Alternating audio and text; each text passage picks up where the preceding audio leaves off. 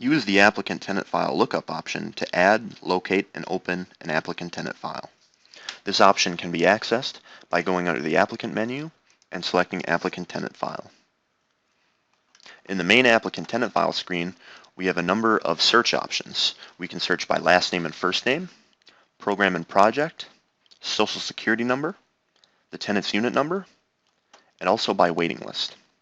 Please note that the Find buttons next to each option are exclusive to that specific search criteria.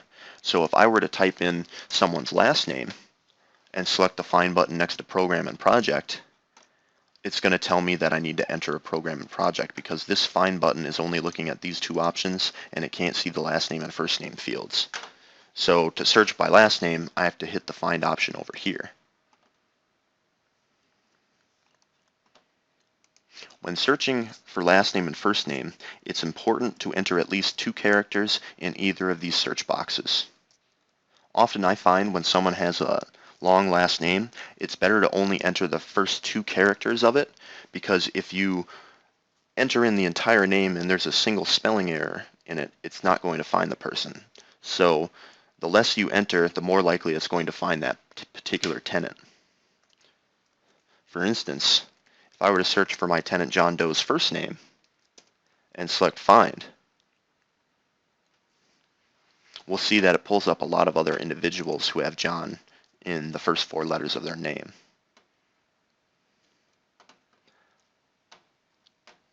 If I were to misspell John's name, it doesn't find him. When you're searching for someone, you can pull up their file by double-clicking on them or selecting them. Also, when you're in their file, there are 2 ways to get back to the main lookup screen.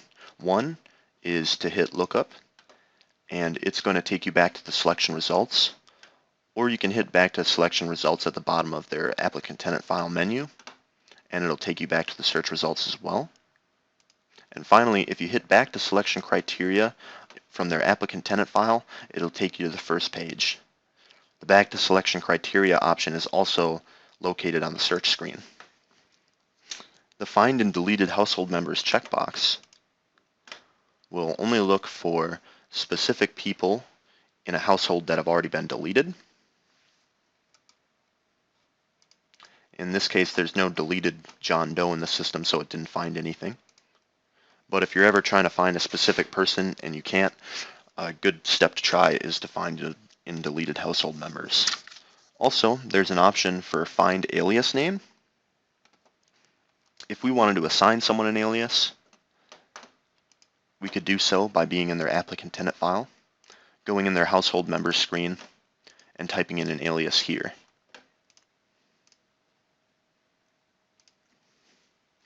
Aliases have a number of different uses, and here are a few examples of why you would use them. Say a person other than a family member in HDS Win is paying rent for the tenant. For example, a son not living in the unit mails a rent payment in for his parent. In those situations, if you'd have the name of the person who's not in HDS, and you might not exactly have the name of the person who's living in the unit. So if you were to hit Find Alias Name, and we're going to look for Bob Doe, here it's going to show anyone who has that alias selected. We also have a few other search options. We can look for people who both have aliases and deleted household members, specifically just deleted household members on their own, and then aliases only. Another reason you might use an alias name is if a person changed their name and they sometimes still go by their old first name. Putting that in the alias field can make it more useful for trying to find them. Also, we can search by program and project. Doing so, we simply select the program we want to search in, the specific project, and then we hit the Find button next to Program and Project. Here it's going to give us a list of every single tenant who lives in that particular project. By default, it's going to be sorted by last name and then first name. We can also sort by their account number. Doing this when you're searching by program and project will essentially put the list in order based on their unit number.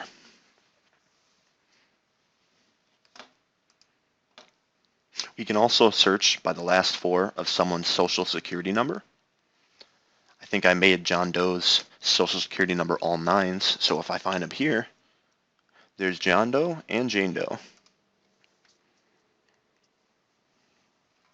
And we can also search by unit number. So if I was to type in the unit number of a specific unit for this housing authority, it would pull up all active tenants in that particular home. Lastly, you can select a specific waiting list by selecting the drop-down here and hitting Find to get a list of everyone on that particular waiting list, similar to how the program and project search would look. Also, an important thing to note is that when the list of names is pulled up, if you right-click on that particular head of household, it's going to tell you when their next recertification is due, if that applies for them. Also, for Section 8 tenants that are on HAP hold, that will also be displayed when you right-click on them. There's a number of special selection criteria that we can use, such as include inactive households, include bad debt accounts, show tenants only, show all household members, and show tenant accounting households only. The include inactive households box will pull up any inactive tenants that have already been moved out and have had their ledger balances reduced to 0. A tenant can only become inactive after they've vacated their unit and all tenant accounting balances have 0 for the ending balance. The include bad debt accounts option allows you to select any bad debt tenants you might have at the moment. Show tenants only will filter out any waiting list applicants or applicants who are not currently moved into a unit. Show tenant accounting households only will show only tenants who have a balance on their tenant accounting ledger. Lastly, show all household members will show all members of a particular household when you search for their head. If, after using all these options, you cannot find your tenant, it's likely that they have not been added to the system yet, and in that case, you'd select Add Applicant to add a new person. In the new applicant screen, our options are to enter in the last name, first name, middle initial, and social security number.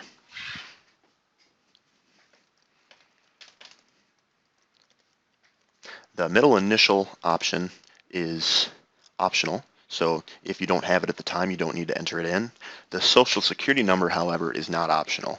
If you don't have that, I often enter in all 9s, just as a reminder if I see it that I need to enter that in later. And if you change your mind, you can simply hit cancel to get out of this screen, but I'm going to go ahead and save this.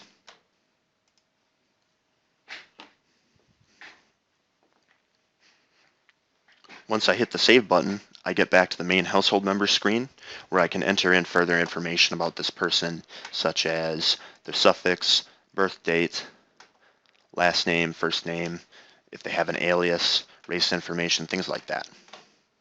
But once I'm done, I can go ahead and hit save. And now I've created an applicant tenant file for Bob Doe.